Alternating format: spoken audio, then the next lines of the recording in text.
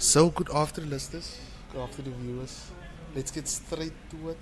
Our guest today, Lance Kenneth, if I correct what's pronouncing your That's surname. correct, Lance Kenneth, yes. I didn't want to, butcher your surname. That's pretty easy. It's Kennedy without the Y. So, basically, your journey to here today, how was it like traveling to the studio? I I was nervous about being late. I don't like being late for interviews. You know, sometimes guys want to mic you up before the time, whatever the setup is. So I left quite early, and the journey was smooth. It was like better than I thought for a Friday afternoon. So, the traffic wasn't that harsh. No, because No, I it think wasn't.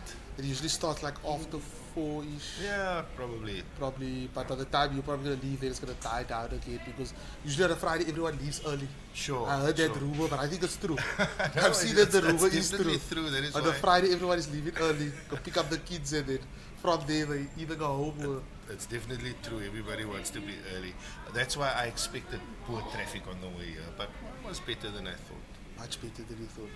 Quite. So, a bit of background about you. Who is Lance?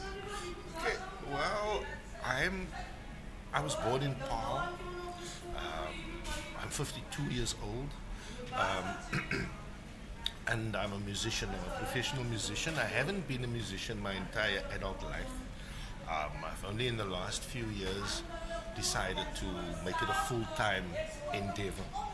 I'm I've worked in the marketing and public relations and media space for many years, and but I've always been a musician at heart, you know. But like many people, you make a decision between what's gonna keep the roof over your head, and and what is your passion. And only a few people are lucky enough sometimes where the two are the same thing, the passion and the thing that pays the bills. It's the same That's the thing. And so yeah, I didn't. I wasn't lucky enough to have that early on in my adulthood, but now that my children are, grown, and my commitments are less than before, I've given it. I've decided to give it one shot, one last shot, and make music my full-time thing. And I haven't regretted it so far. I haven't looked back. Wow. Yeah. That would actually be my next question about the music. So, basically, looking at the music, which instrument, like Well, where, like, let's say, where did the love for music come from? Like, okay, well, I think like most people or most musicians, it starts at home. It starts in your childhood home.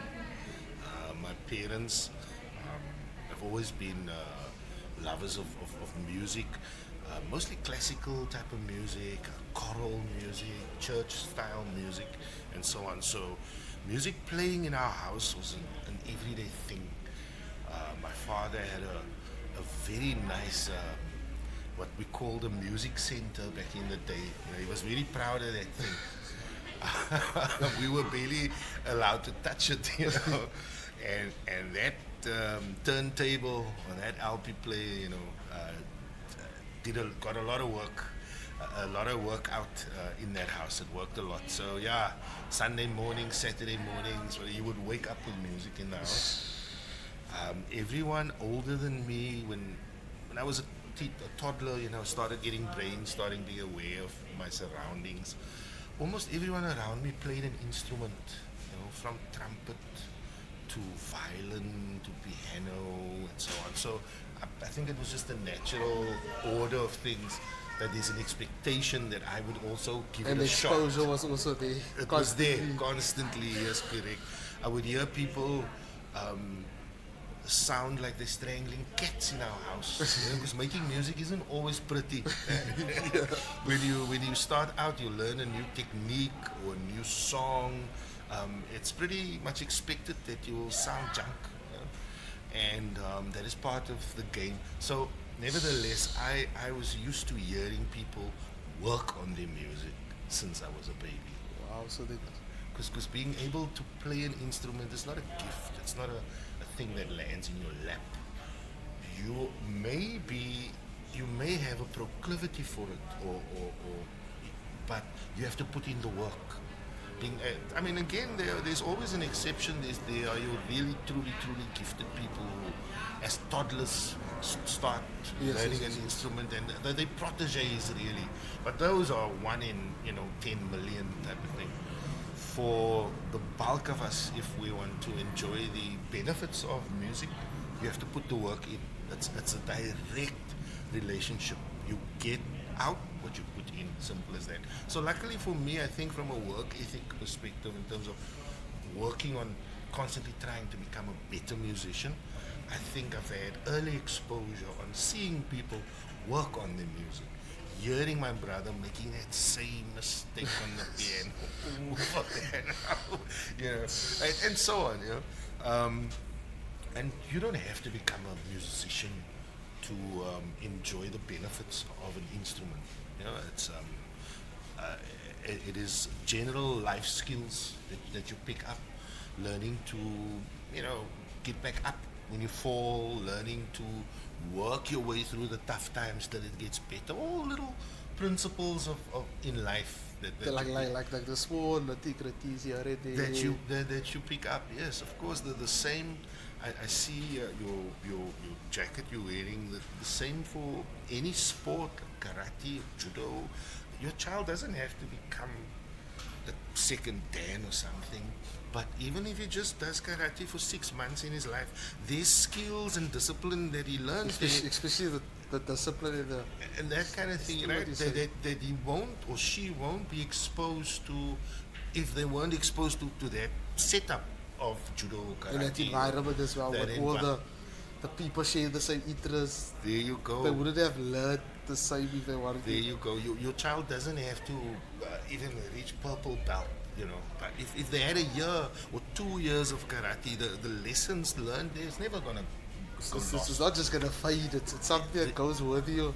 There you go. And then easily they would take their kids also to the same sport, the same. Definitely, because they've experienced the value of it. Right? Music is not just for musicians.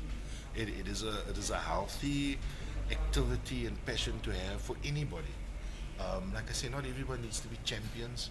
Same way, not everybody needs to be professional musicians to enjoy the benefits of it.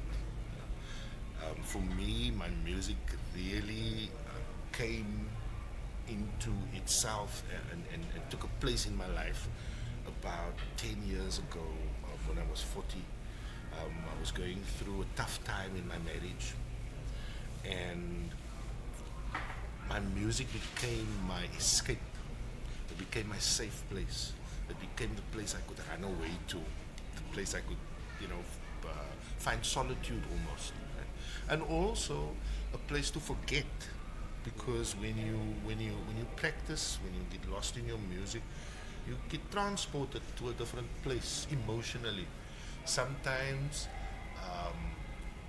sometimes it takes you to a point where thinking isn't possible, and quite often, not thinking is a good thing. You know what I mean? Sometimes you need to just kind of clear yourself, wash yourself clean of things that burden you and so on. And music has offered space for me and a haven for me in that way. Many days, if I feel anxious, we all have our off days. There are days you would wake up and you just don't feel yourself. You don't know why. It's again that day. It's such. I must drag myself to go brush my teeth. I know. There you go. Those days, and things add up very quickly. Suddenly, you thought, if I can just take a shower, I'll feel better. But then you realize, I have to shave also, and I'm hungry now. To make me something to eat. Where do I start? And then you come outside, the car is a flat tire, and you're like, look to the road, something I didn't. So I know what it is like. Even those days where my music is still my escape, my music is still the medium or the place that balances me, that gets to balance me. Like I say, sometimes you feel overwhelmed, things feel too much. It's like riding a bicycle as well, with picking up my instrument. If I overthink it, it's like, I want to practice, or maybe I should play just to, forget what's happening around me right now. And then if you overthink that whole picking up the instrument and all that, then that you also, I guess, ruining the moment for yourself. Um, if you think too much about getting on the bicycle, it starts feeling like a lot to you. But if you just get on the bicycle, you just take that 2 steps, and then you're riding a bicycle. It's almost like what we spoke about, the whole setting up. The whole setting up everything. That can also be a bit like, Feels like a hurdle that keeps you from. I need to from- set up in order to play. And it was like, you're going to sit out and think now, what do I set up first? Yeah. Do I So, set it up like that? Do I need to go fix it? so if you overthink it, you complicate it for yourself. And then if you look at it, you're wasting so much time where you could actually be Doing it. what you wanted to do. For sure. I think procrastination in general, where people end up doing nothing, where they had a lot to do and they end up doing nothing. We have a way of, as humans, I think, of putting ourselves in a tailspin by overthinking stuff. Even when you feel very down, I mean, depression is a very real issue in our community, in the world right now. Everybody's under pressure of some sorts, and not everyone necessarily has the inner fortitude or the skills, the emotional skills to process and to deal with it in a productive way, or to work themselves out of that space of depression. But if I can say something on that topic, it's always just do something. Don't do nothing. You know what I mean? Because If doing you- nothing can also be very it dangerous just- to it just yourself, dangerous to your mind. spirals. You just spiral further. Because the problem down. is if you in your own brain, that can become tricky. Of course, If you sit in your own brain, and you that's start the- in you know what I mean? Then it's almost like you say, it's, overthinking things. You take it's like yourself the in a cycle that's negative- going, in a but nothing's negative happening spiral. out. The cycle is not going out, it's just It's just you're around, just stuck around, there. around, You're just stuck there, and you're in the middle of unfortunately- And unfortunately, you get sucked further down into that hole. That because you're not emotional- going out, you're in the middle, and this hole is like trapping you. So if whenever you don't know what to do about feeling depressed or really down, the answer is do something. Anything. Never do nothing. Go brush your teeth. You know. Go play with the dog outside. Just Look walk, at the nature even outside. Just walk look at down it. to the mobile, buy yourself a fizzer, and come back. It's just the act of doing something. Because like once you get your foot out the door, then your body's like, Will come with you, and the spirit will lift, accordingly. You see a bird, you feel the sun on because it's your not like skin. you just lay there in bed under the blanket, especially this cold weather. You lay there, you're It's like, very easy to. you just start thinking about other stuff in your brain. It just Yeah. so. Well, I mean, on the topic, I know we never intended on talking about depression and anxiety, but since we are here, I think it's a big issue in our modern society, and getting outdoors and doing something small for yourself that's active, and just walk around the block. That is probably much better advice anyone can give you compared to medication and so on. Just getting out of the house and just doing something. Yeah, doing nothing is your worst enemy. Because I don't know where it's like we're on the same wave pattern. Like I was thinking this week, that if you look at mental health and depression, for example, it's something which is, it's becoming so, it's almost like a topic which nobody always wants to speak about. But it's people real. are going through it. Yeah, it's it's like very- relevant because somewhere there is someone out there that's going through That's the going depression. through it, yeah. They're having the mental health challenges, and as you say, there's so much pressures in the Everyone has world. It's pressure, not yeah. just financial. It's so much pressures which is on certain people, and then they feel like there's no way out. There's no way I'm out. Yeah. trapped in the situation. How do I get out? What do I do? And then where the problem comes is when the what do I do, when nothing's being done with the what do I do, then that's how you get once again into that spiral that we spoke about. Yeah, Because you're now thinking, how am I gonna get out of this?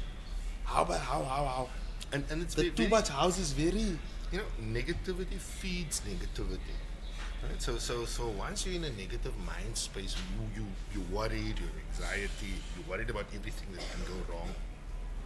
Like anything in life, even like playing the guitar, the more you do it, the better you get at it. So the more you feed your negativity, the better you get at feeding your negativity. So it's a habit that you and only you can break, by not feeding the negativity. But if you're in that negative space, again, my best tip always is do something. Never do nothing. Clean your shoes. A little thing you never wanted. Because you look at, there's always something that you didn't get to. Because your life got so busy at times that you're like, you know what, just throw it in that corner, throw it in that corner, throw it. What happens is when you do that kind of thing, you leave open loops in your life. So there's a thing you never finished, right? But you. It's almost like arguing with avoidance. You do not want to tackle that one argument. You don't want, but the argument lives. It has life. And that's maybe the key that you need to find that inner peace, inner happiness. But now so it's open loops you leave. Open loops, it's little things you don't finish. So when you're in that negative, maybe anxious space, depressive space, if you can close 2 or 3 or just one small loop, you're already putting yourself on a positive path of tackling your problems. Maybe it's not the problem that is presenting itself today, but if you don't, like you say, if you don't address a small thing, it grows teeth, and it grows horns, and it grows toes, and soon you've created a monster, a mental monster. Which comes back to you. So, and sometimes the problem that you think is the problem isn't really the problem. That's just what's presenting us. There's a ton of stuff that's under the surface that's really the problem. So anyway, we don't want to turn this into a mental health talk necessarily, but I think the concept of doing something for you, to feel better for yourself is an important, even if it's learning an instrument, or even if it's taking on a new hobby at a late stage. Or even if it's like something as simple as exercising. Walking around the block. A morning walk, that is something you're investing in yourself, you're investing in your happiness, in your health. It's something as simple as you go to the shop, you buy your fizzer, or maybe you go to the shop, you go buy like a coffee. Maybe you have a coffee shop, then you're like, okay, and to walk for the coffee instead of driving for that coffee. Let's walk and walk back. Then it's like up and down. Yeah, for sure. And you get your coffee. Maybe you're an elderly person. You're at home every day. Your life is, monotonous. Old people have ambitions. They have needs. Older people in our community, but it's easy for us to say, she's retired. So a Monday to Friday is the same day, every day. People with that kind of routine can also develop issues with depression and loneliness and things. So even if it's an old lady who just every morning walk down to the stop street and back, you don't know who she gets along the road. What conversation is going to happen there? What the energy that's going to pump. That adds meaningfuls to both that interaction and so on. So just also, on that point of going out doing something because you don't know what you get on the road is. I read recently, which made sense to me so much, and I must confess, what I read also partly encouraged me to say yes immediately to your request, but coming here, is that the theory says that 90% of all luck in life comes down to exposure. So you can't sit in your house and think things are going to happen to you. Right? You've got to leave the house if you want good things to happen to you. You can't sit on the couch every day and wish and wonder, when is my ship going to come in? You know what I mean? You have to get up. Maybe you don't have a job. Maybe you don't have a job to go to, but maybe go to a place where people work. Go watch people work. And then it's almost like the same principle of giving out your CVs. If you don't give out your CV, how are you going to expect someone to come and say, there you go. Lords, are you interested? We're looking for someone. You know, I don't know, Lords. If you're a salesman, I met a Canadian sales guru guy. I'll get to his name now. A couple of years ago, I worked with him on a project or two, and he always said, he used to do work for big companies like Nedbank, Old Mutual, and those guys, and he would do these motivational talks to their sales team, and he would mentor their sales managers and so on. And he always said, and you can't complain about lack of sales if you don't have too many proposals on desks out there. Yeah. If you tell me that sales are slow, then my first question is, so how many proposals did you put out this month? How many offers of things are lying on people's desks out there? You can't say, but nothing's laid out. I didn't put my name out there. Your name's got to be everywhere because it's a numbers game, right? You sell to 100 people, 10 people is interested, 7 people actually buy from you. But you gotta target. You started somewhere. You started with the 100. Yeah. You started with the 100. You got the 10. You got the 7. And as you go along, you learn how to bring those ratios up, where you don't have to reach 100 anymore to get 7 sales. And then you stay with your consistency. And you're improving on your plans. And now you need to reach 80 people to sell to 7. Then you need to reach 50 to sell. Then you realize, but 7's not enough. I want to reach 200 now so that I can sell 28. You know what I mean? Like 28 sales or whatever. But yes, you can't expect things to happen for you if you're going to be at home. That's and if you're going to sit at home and do nothing. And for a musician, that is, especially if you don't have that physical, natural youth energy anymore. You know, 20s, you expect musicians to be hustling and bustling, working on their careers in their 20s. So that's where they have the energy. I don't have quite that level of energy anymore. I'm less motivated to leave the house. but even for young musicians, it is a double-edged sword because you want to get lost in your instrument at home, but you need to be on the street. People need to see you. Yeah? You need to hang out at gigs. You need to hang out at jams. People need to see you. I don't know if I should say unfortunately, but I should say additionally now we have social media as the next level. Let's call it a burden for now for the average musician because you have to work on your. I always tell people I don't have free time. Lance, I'd like you to when you have time. I mean, if my free time goes to my music, that's it. I have a constant on switch that asks myself, have you practiced? Are you practiced? You know what I mean? That's part of my life. It's just how it is. As a musician, it's a blessing, but as a family man, it can get difficult, right? But it's all about finding the balance in the end. I forgot my point. What was I saying about the third level, social media. So now you spend your time on your instrument. That's ideally where you want to spend your time. Then you have to put yourself out there so people know about you. And then social media has kind of made it easier, but it's added another layer of work for the musician. I constantly feel conflicted between cutting clips and posting stuff versus actually working on songs. Because it's like you want to stay consistent with posting also because you don't want to post now. And unfortunately, you have to once you're in.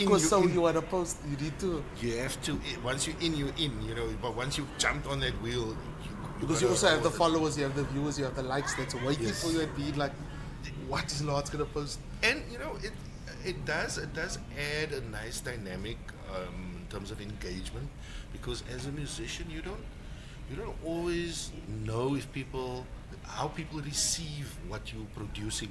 You know what I mean? I have felt many times on gigs, I would come home and I'm depressed because I felt I played so junk. You know, it was, that song was a flop. And then I would listen to the recording and I'm like, what are you going on about? What are you going on about? This was good. You voted the other song that was actually... Yeah, so that's another good thing about social media. It gives you, there's a reflection of your work. You get feedback on your work. You find out quickly what works and what doesn't work. You're not just living in your head. It is like you get the reviews helps you as well. There you it's go. It's like just that comment is like a review. Someone says, "Oh, there where you did that in that bridge, or you did that there." You're like, it gives me some recognition. I didn't think of it like that when I played it. There you go. It's like a song you played maybe 10 times.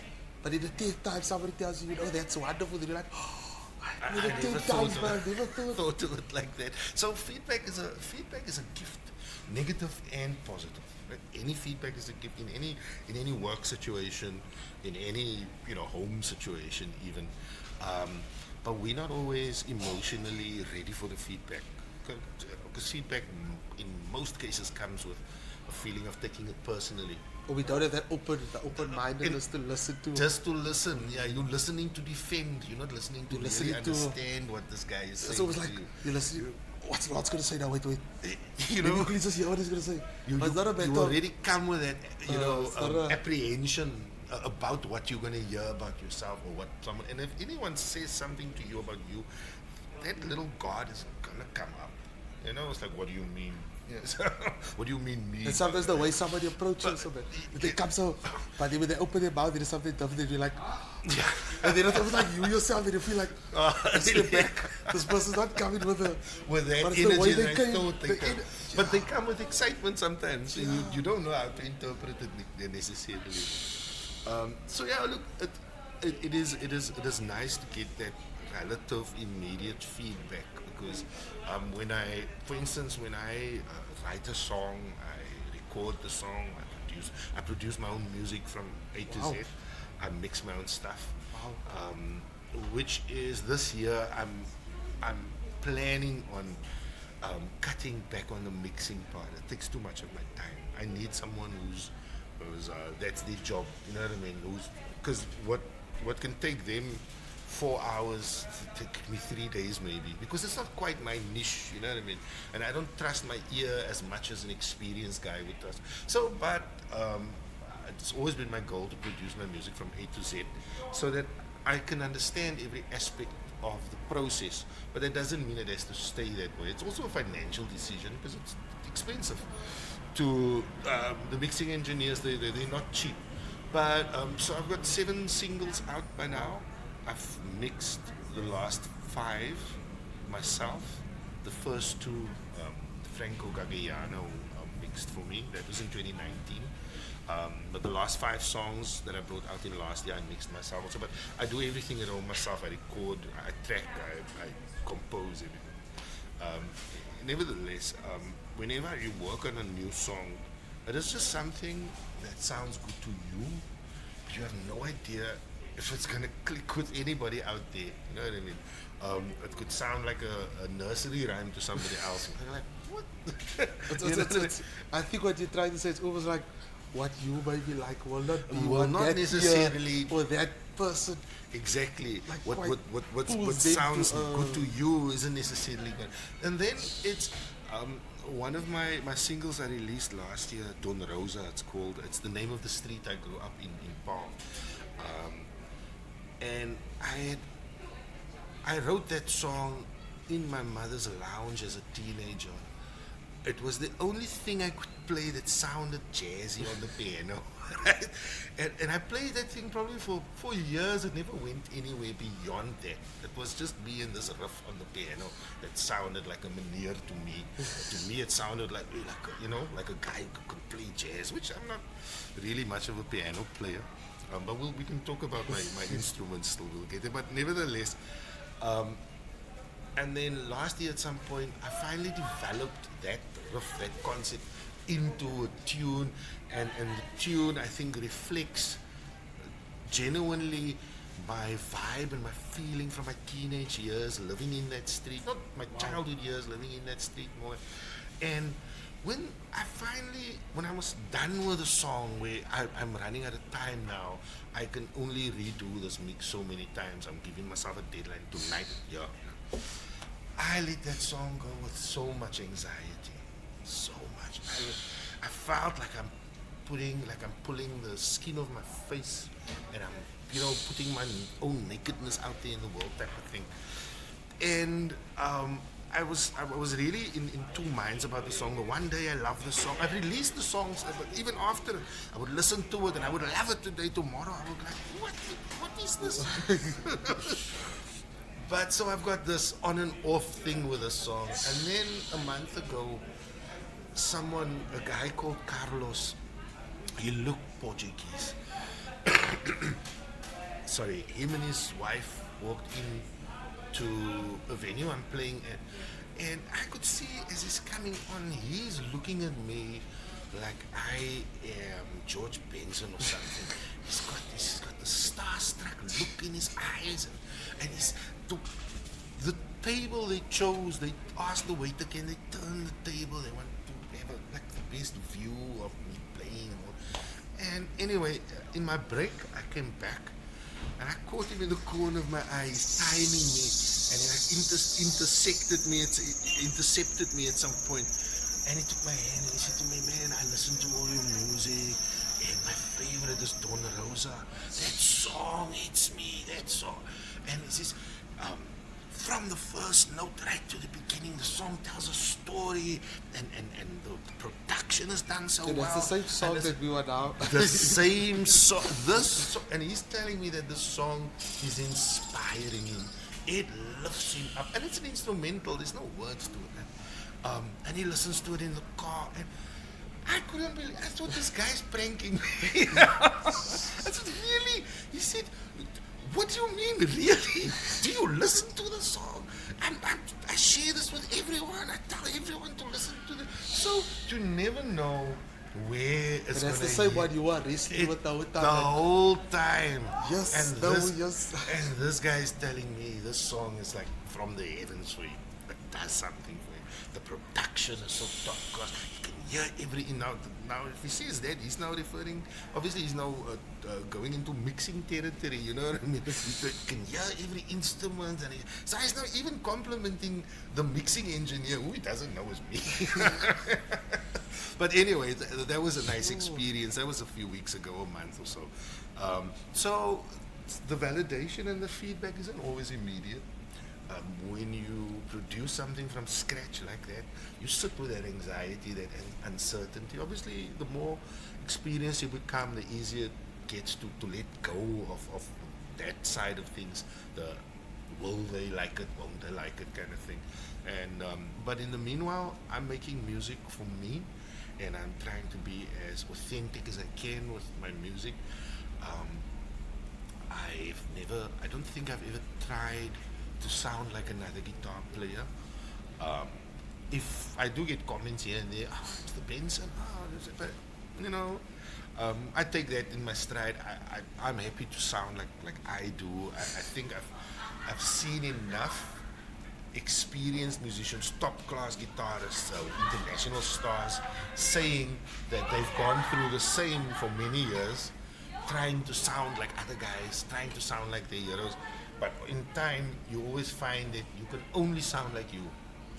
There's only one. It's the same like there's only one you. There's only one me. Yeah. You can't want to get that same. Yeah, you can't.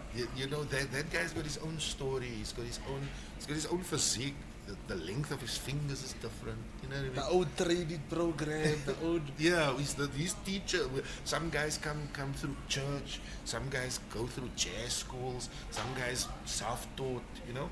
So each guy's got his own journey, and I think the own story also behind before they just pick up that thing. Yeah. They play it for the crowd. It's like, you know, there's been many stories in rehearsal with my band in the week. We talked about this. There's been so many stories over the years I've heard as a musician of musicians that I looked up to, senior Owens that back in the day we used to call them, we used to say, you're a goon. If you're a goon, you know, this guy, he's on another level. So stories about these type of goon Owens, from Robbie Jansen right through, I'm talking about guys who really dominated the scene for many years. I've heard so many stories from or about guys like that who get collected for the gig on a Saturday and then they find him drunk.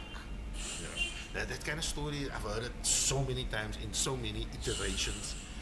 But I always, when guys tell those stories, I always try to remind them that in those days we didn't have words for anxiety. We didn't know. From my own experience, in earlier days, before a gig, well, even now, before a gig, it's very easy to go into a bout of anxiety. You can't snap it. And some guys, you know, that's the time they say, hey, gooi je dop, man. You know, just to take the edge off. And then it becomes a second dope, and it becomes a third dope, and they're like, "Hey, this gig of tonight!" The whole attitude changes. So, and then your buddies, your bandmates come to pick you up. They find you're not in a position to go play.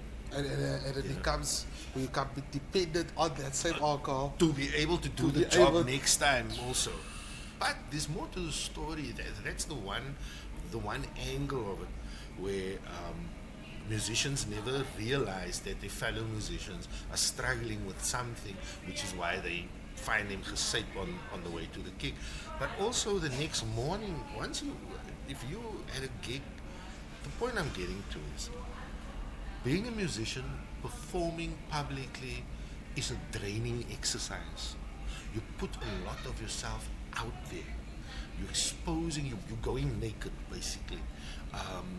And not every time your gig won't go hundreds every time.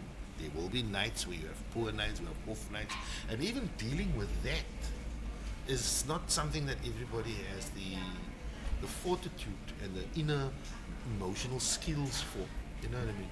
So being authentically a musician, playing with your own sound, bringing your true self to the fore is the ideal for every musician, to be able to operate on that level. But you also give a lot away in the process. So musicians need to find ways to refill themselves, after they have given so much out.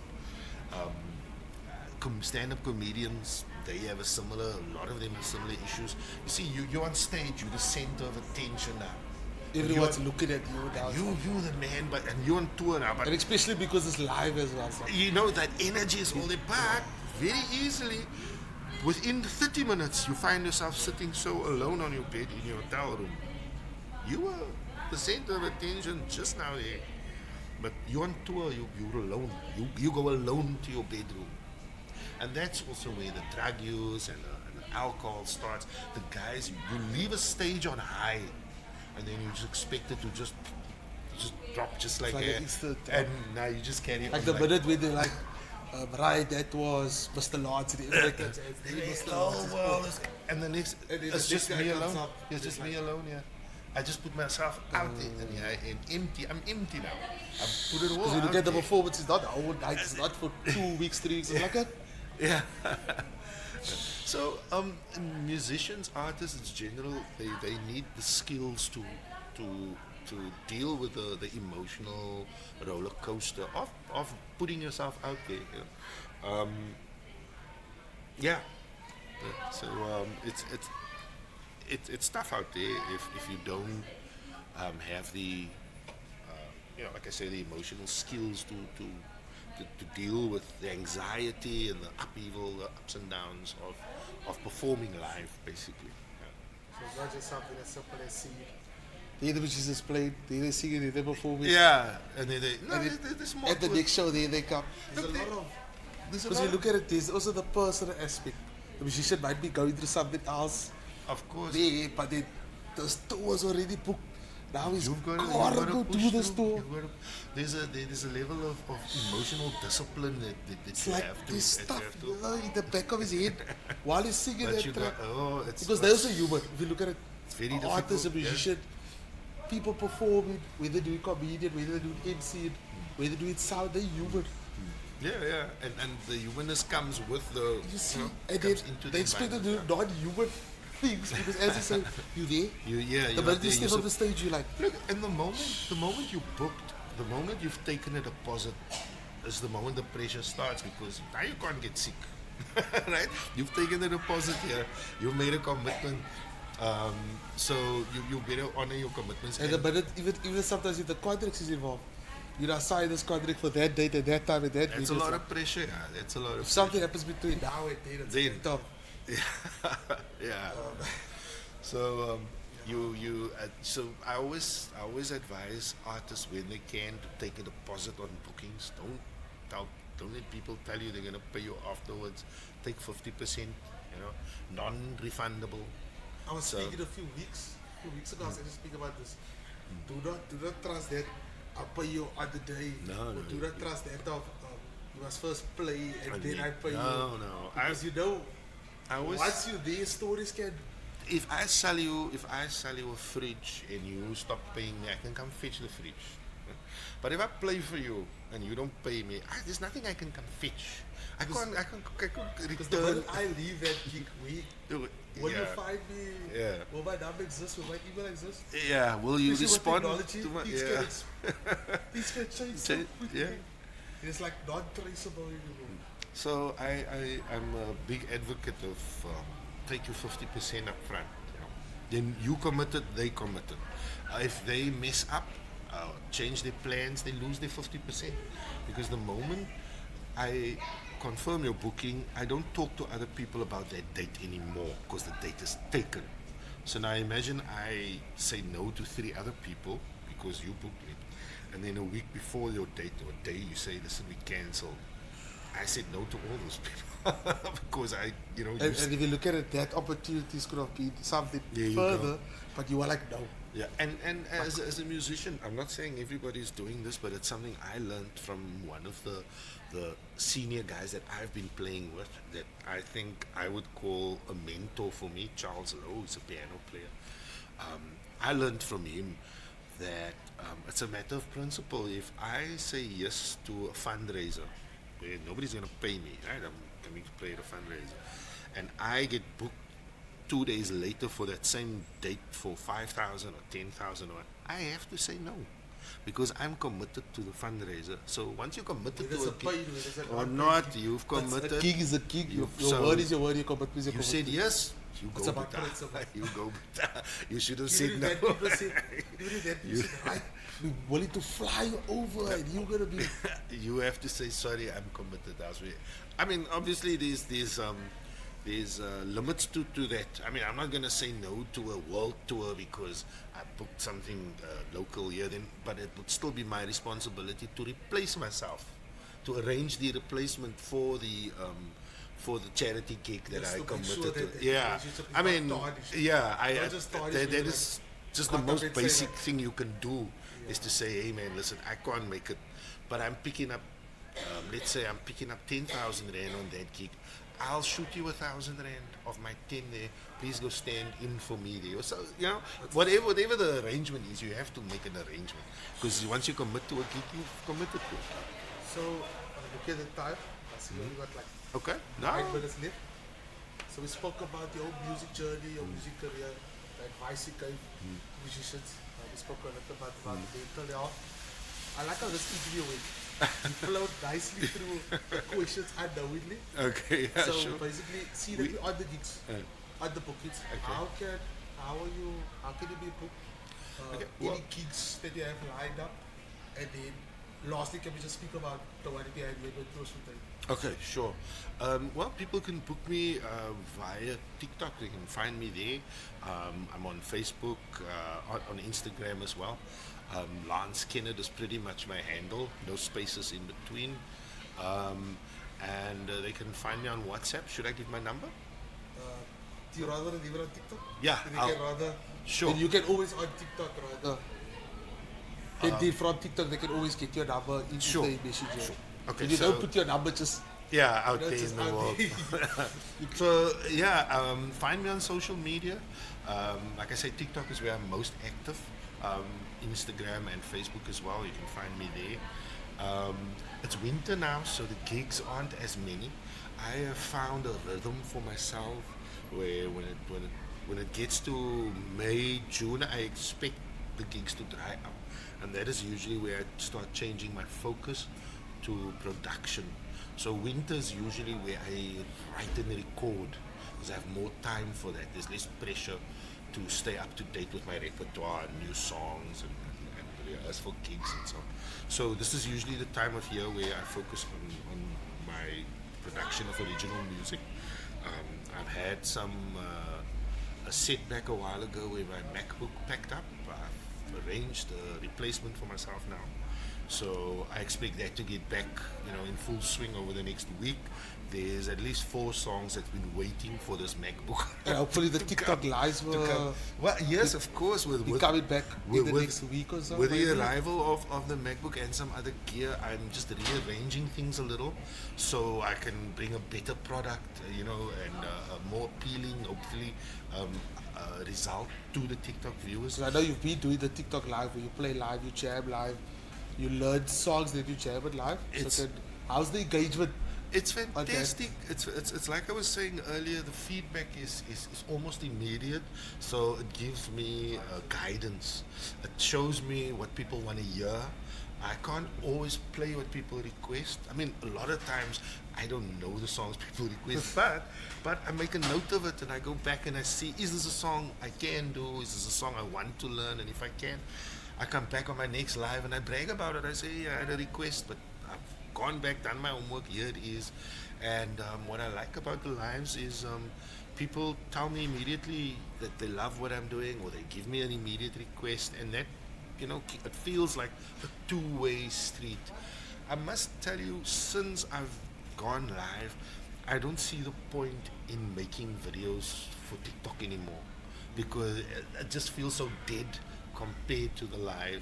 So the live is more almost like a live engagement. It's true. It's You truly play here, you get the engaged. true likes, you get the true comments, the true shares, the true People and tell the you true viewers. They tell you straight away what they like and When what they you would post like a to video hear. now, yes it gets, but it's not But like it's not the in same. real time like now. There you go. And you give. I find that I'm obviously finding a lot of new supporters on TikTok, which is fantastic. I must say, TikTok is the only social media platform that translates into real world benefit for me so far. I would do gigs and I would say to people over the mic, find me on TikTok, and sometimes people say, but we found you on TikTok, that's why we're here. That's not something you find with other social media platforms where people you don't know. I think the way TikTok is growing, man. It's TikTok is really like evolving so fast. It's like you scroll and then on the For You page a video of you pops up, and then maybe the posters was at the end, and then they're like, right, I like that piece that he played there. Let's go in. There you go. Surprise him and see what it's about. I saw an interview with Lizzo about a year ago, and the interviewer asked her, it's like you're superstar level now. What can nobody do to reach your level in the fastest possible time? And she said, TikTok. You can post something today and sit at the Grammys next year. It's the only platform that gives you that potential fast track, to building a fan base of some sort. And I love, there are some regulars on my lives. I love seeing their names pop up because I know they're going to engage with me. They're going to hype people up a little. I'm not quite sure how that works. I understand I can appoint moderators and so on, but I'm still very new to that. For me, I just want to deliver a good result. And create that space for everyone to just come, listen, To jam, just come, enjoy it. yes. I like I said to you on that live, one of my aims of doing the lives is I want to engage and interact and co-produce with other people. Not using the right word here, but yeah, I want to collaborate with other people, and that is what TikTok is giving me so far. I'm sitting doing an interview with you, TikTok. Yes, through TikTok. Next Friday evening, I'll be doing a 1-hour set live on P4 online radio. Also, a connection I picked up on a live. A DJ I know texted his buddy, sent him the link, and say, "Look what this guy's doing." What time next Friday? 9 p.m. next Friday night. Okay, because that's what we posted today. The viewers can Good. So 9 go over to that, There you go. So 9 p.m. on Next P4, Friday. P4 online radio next Friday. I'll be doing an hour live there. So it's also something that came from my TikTok lives. So it's already bringing some results. And the idea that success can happen overnight is a fallacy. It's a myth, because for me to grow my music to to the heights where I think it can be, it requires me doing these things, talking to relatively smallest media outlets, because every ear that listens is an ear that is an ear you can gain as a fan potentially. And if you look at it, you never always know who's going to view Who, this who's clip. can they Because just like who's viewing this clip can be a potential can we booking gig. connect for the next and the next and so on. So you've got to do the little things, and it all adds up to success in the end. Because now you're doing nothing. And how are you going to get there? But you sit and wish and hope and You're pray like, and somebody's gonna find me, but and you want to bring God into the picture and all that, but where do we find you really? Because I get it's always like what you said. I'm gonna go back to quickly what you said earlier, where you said about you can't just sit inside and do nothing and expect something to happen. No, you gotta do you it. have to expose yourself to luck out there. Because luck doesn't just find you, be like, oh, Lord's come out of your house. Luck is gonna come hunt me down now. It's gonna come knocking on your door. I heard Lord stays here, Lord. No, you've got to be out there hoping luck crosses your path. And it Luck, starts by doing it does not cross your couch. Doesn't cross your couch. You know what I mean? You've got to be out there. You've got to do stuff. I'm a homebody, man. I love being home. I forced myself. Last Friday night was such a night where my DJ buddy was playing at a venue close to my house, and it was very cold. And I was debating with myself, and I told myself, it's just around the corner. It's not far. You can come home anytime. You don't have to stay long, but just go out. And I went out, and I ran into an old friend of mine, and he gave me some intel on a venue that I didn't know was happening there. And in the week I went to go talk to those people. You know what I mean? But if I sat on the couch at home, I would not have run into you those sit here people. not doing the doing. But you have to do something. Nobody needs to see what you're doing. It doesn't have to be for anybody else either. Even if it's kicking a ball against the wall for 5 minutes, even if you just do something. Sure. And I think we can end the interview with Okay. that by just doing something. Just do and something. not doing nothing. Yeah. I want to say thank you for coming. No, Nathaniel, All the I'm happy best. to have been here. All the best for your future. And we're going to keep out for your lives. Yes, It's last please. And scheduled I'll on keep all your socials. you guys informed. If there's any new developments, I'll keep you Yes, informed. please do. But everything that's worth talking about, I'll share on my lives as well. Next week, if there's anyone out in Paarl next Saturday, I'll be playing at Peter Sellers. I'll be doing my one-man act there from 2 till between 2 and 5. My niece is studying drama at UCT, so she's going on a tour to Grahamstown. They're taking a production there. Everyone's going to raise their own travel funds, so we're doing this for her in Peter Sellers in Paarl. I don't know if you know Peter Sellers. Peter Sellers is a jazz venue that's been there since I was too young to go to clubs, and Peter Sellers is the place where I got exposed to jazz music. I always say ek het met baie groot gehou van my skoene when I was a teenager. My friends were all older. It was just, I can't explain why, but it was just a matter of my friends were all older, and I generally kept with an older crowd. I think I also looked a little older, so I got away with things. And I was way too young to go into a club, a jazz club. But I was like 15, 16, and I used to work at the local Checkers in the bakery on a weekend. So I was lucky enough to always have some spending money as a teenager, you know what I mean? So there was a time when I spent most of that money on cover charge at Peter Sellers, because I would go in there on a Thursday night after choir practice. I'd first go to choir practice 8 till 9:15. Then my mother thinks I'm with her in the house, and then I'm missing. Only to come back home after 12 and have school tomorrow. So I've been in trouble a lot for doing that kind of thing. But it was all my hunger to just see live music. And I have I mean, I grew up in Paarl, so Peter Sellers was the venue where live bands would come. Bands from Cape Town, which to us from Paarl, they would be gods, you know. I mean, jazz gods. And me and my friends, we had a little trio, just three guys, piano, guitar, and bass. And we used to go and try and catch as many of these bands as we can.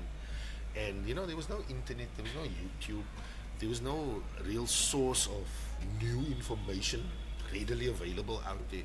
So sometimes if we could only just overhear these guys have a conversation, then that's a weekend. Because we heard these guys talk something about music and we'll discuss that thing to ad nauseum till next Thursday. That's how hungry we were, just to learn something new from these cats. And when I went to varsity, and I moved to this side of the northern suburbs, the music kind of went on the wayside, because it was studies and then started a family and so on. But most of those guys that I looked up to, so I ended up or have had played with them since then. So that's a nice feeling for me to know that some of those guys are my friends today. It's groot man, compared to me, like usually they're all about 10, 15 years older or something. But I've learned a lot from them. So that's a nice full circle thing for me. And finally next week, for the first time in my life, well, not the first time in my life, I played with my trio as a lighty. They in Peter Sellers once or twice. But for the first time in, let's say, 30 years, I'll be playing back at Peter Sellers next Saturday afternoon. What time? I'll start at 2. Start Yeah. at 2. Event is from 1 till 6. I'll be playing between 2 and 5. So I'm excited about that. We're going to my hometown to perform at a fundraiser for my niece. At Peter Sellers of all places. So I'm kind of nervous and excited about that. Thank you. So it's a big weekend next weekend for me. 9 p.m. I'm live on P4 online radio, and then 1 p.m. the next day I'm in Paarl at Peter Sellers, playing from 2 till 5. That's a lot. But all the best for that. Thank you. Thank you. It's a pleasure. Right.